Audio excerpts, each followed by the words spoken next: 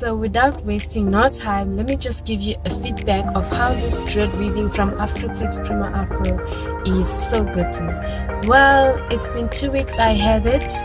Well, I'm sure you're wondering how I take care of it, but it even though it's curly, I know curls don't last long, but this one, I'm telling you, it's just gonna amaze you.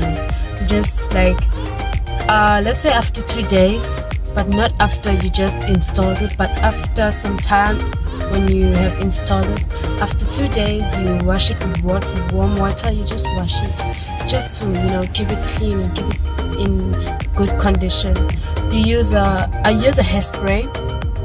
I use an olive hairspray just to keep it shiny, and in between the lines in my hair, I use a hair food from olive oil too, just to keep my scalp clean.